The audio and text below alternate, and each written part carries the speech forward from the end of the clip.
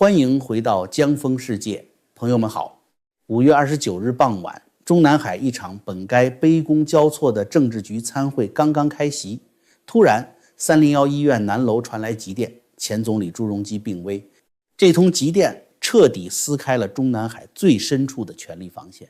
因为仅仅2个小时后，海外推特上就一字不差地公开了参会受影响这5个字。如果这只是普通秘书的多嘴，你大可不必惊慌，但真正可怕的是爆料人接下来写下的惊天一笔。他直接点名，消息源头来自中办蔡奇的机要秘书骆敏。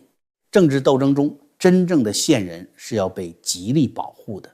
如果是骆敏自己主动泄密，爆料人为了以后的信息源，应该死死捂住他的名字。为什么蒋网正反而要在第一时间把骆敏的名字像大字报一样贴在海外推特上？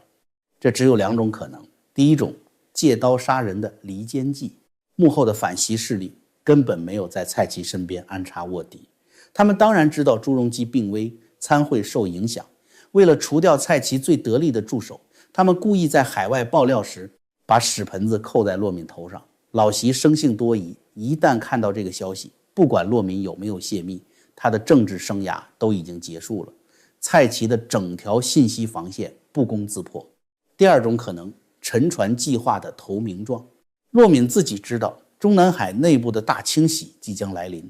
为了给自己和家人在海外买一张政治保险单，他选择通过蒋网正这个渠道向外界展示自己的利用价值。那5个字只是他送给海外情报机构的敲门砖。不管怎么说，你都能看出来，这个统帅集团根本不占上风，完全被元老压制了。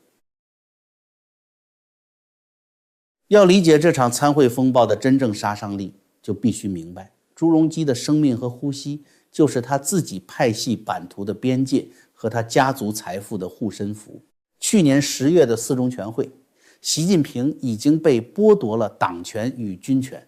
由汪洋代理总书记，刘源代理军委主席。但就在3个月前，垂死挣扎的统帅集团悍然发动了血腥的120政变，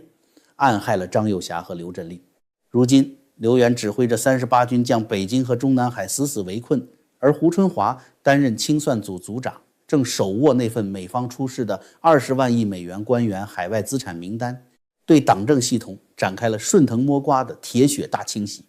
马兴瑞、陈伟俊、方红卫等各路人马已经纷纷落马。这股清洗风暴已经逼近了朱镕基家族。要知道，朱镕基过去为了保护自己深度涉足金融系统的家族，不得不违心支持习近平，背书曾庆红。只要他身上这根氧气管还插着，他作为金融技术官僚教父的道德牌位就还在。胡春华和刘源投鼠忌器，就无法对他的家族和整个金融派系展开最后的清算。那为什么朱镕基在这个时间点的突然病危，又会成为内斗的倒计时催命符呢？失去政治大伞保护的金融官僚派系就会在恐慌中土崩瓦解。胡春华和中纪委刘金国就可以毫无顾忌地顺着名单将整个金融系收编。那么何立峰手下干活的人都是这帮人，你想何立峰还能在这个位置上坐稳几天？不光是中南海大佬需要续命，咱们普通人想要精气神饱满，靠的也是顶级的气血滋补。这就不得不提到我们的老朋友普瑞堂玄宝黑参，它采用9蒸9晒的古法传统工艺，把稀有皂苷活性激发到极致，每天泡上一杯，让您的精力随时保持在线，永不断电。现在点击视频下方的链接，输入咱频道的优惠码 JF， 还能享受频道专属特惠，满500美元一单，赠送1颗玄宝黑参，多买多送，上不封顶，全球包邮。广告结束，我们言归正传。现在反习势力正在瞄准统帅的钱袋子，而且他们已经在暗中铺开了一张比清除蔡奇更为庞大、更为阴毒的人质政治网络。在这张网里，不管是当朝的常委、大内总管，还是金融巨头，都不过是棋盘上被绑架的肉票。我们来看上海浦东的干部学院，这里平日进出的都是各省的市长、厅长，就在这个学院有一个特别特殊的上班族，这个人每天按时上下班，按月领工资，没有被中纪委双规，但是他手里的那部手机却被安装了一套限制程序，接到任何人打进来的电话，但是他自己没有办法拨出一个电话，发出一个短信。他就是丁薛瑞，是当今政治局常委、国务院副总理丁薛祥的亲弟弟。奇怪了，丁薛祥贵为当朝常委，是统帅曾经最信任的大内总管，他的弟弟怎么会在上海沦为一个通讯被阉割的软禁人质？这就是我们今天一定要撕开的中南海最阴毒的人质政治黑箱。就在几天前，人保集团董事长丁向群正式跨界接掌了含金量极高的国家金融监管总局党组书记、局长这个位置。有人就会说了，这不就是提拔一个普通的女干部吗？普通提拔没那么简单。金融监管总局那可是掌握着全中国所有金融机构资产审批权的超级衙门。原来的局长李云泽刚刚被免职，他就是何立峰福建帮的铁杆，这个位置就是统帅死死护着的钱袋子。丁向群凭什么能跨界一刀切掉福建帮的财路，强行占据了这个总管的位置？我们把卷网正爆出的中南海家谱拿出来看一看，你才会发现什么叫细思极恐。丁向群的父亲娶了丁薛祥的弟弟丁薛瑞老婆的姨妈，这层在普通人家连亲戚都算不上的隐秘姻亲，在如今的高层内斗眼里，就是一条比钢筋还要粗的权力锁链。元老和军方实权派为什么要重用丁向群？因为在他们拟定好的21大的棋局里，丁薛祥是一个非常关键的棋子。这个人秘书出身，听话顺从，最重要的是他没有什么大主意。这样的人在一尊退位后被推上去当一个过渡时期的傀儡，各方派系都放心。可是这帮元老真的对这个昔日的大内总管完全放心吗？当然不会。共产党人从来不相信誓言，他们只相信软肋。于是一场令人拍案叫绝的人质政治的布局完成了。第一步，元老院把丁薛祥家族的姻亲丁向群推上金融监管总局的宝座，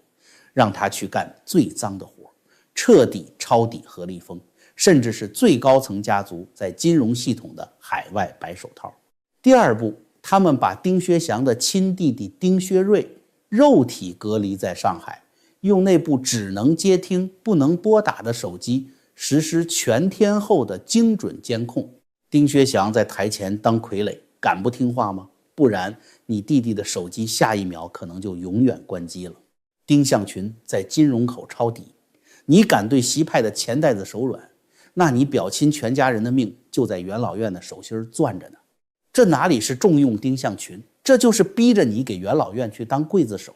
而这仅仅是中南海金融战场的一角，在地方上更血腥的剪裙边战役已经在湖北对着彭大将军的私人防线落下了第一刀。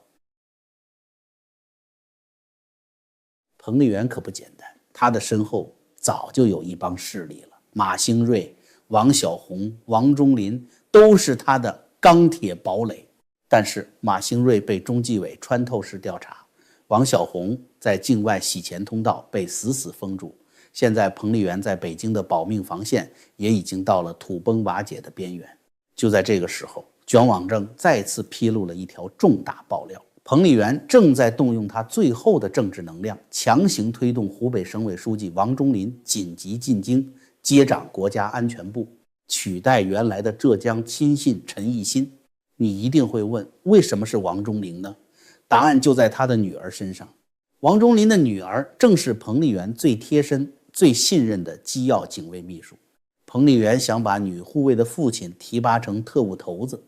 这就是在为自己和老习在21大前夜争夺一张保命符。面对彭丽媛拼死一搏的致命反击，元老院和李强顺水推舟地答应了。这就是调虎离山，请君入瓮。王忠林的政治基本盘在湖北，那是彭丽媛派系在地方上经营多年最稳固的财政基地。李强和元老们都说好啊，你王忠林想进京当国安部长，我们不拦着，但前提是你必须把湖北的权力交出来。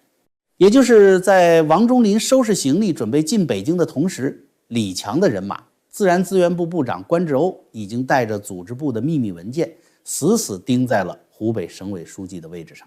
这一招直接抄了王忠林的老底，他一旦跨出湖北，就会成为没有大后方的孤家寡人。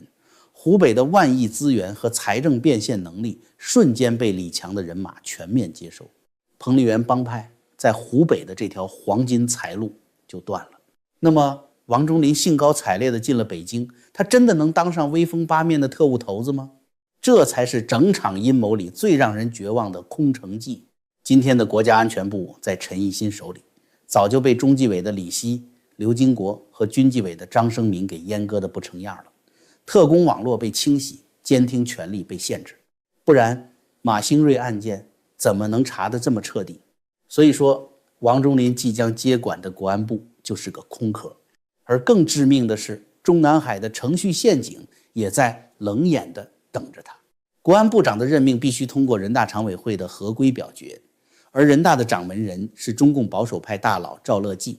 同时手里攥着统帅集团临时清算组尚方宝剑的又是政敌胡春华。只要王忠林一跨进北京，胡春华就会把他涉嫌马兴瑞3000亿腐败案、涉嫌李克强案件这些黑材料往桌上一拍，赵乐际就可以在人大程序上借口涉嫌带病提拔，需要接受组织调查为理由，把王忠林的任命无限期搁置。到那个时候，王忠林的湖北官印已经交出去了，北京的印章又拿不到，他在政治上会瞬间沦为两头皆空的政治孤魂。一旦王忠林被列入调查名单，王忠林女儿作为彭将军贴身警卫的合规性就直接被挑战。现在看来，彭将军拼死布下的这个防线，在元老院的人大程序这些合规的大网面前，简直就是不战自败。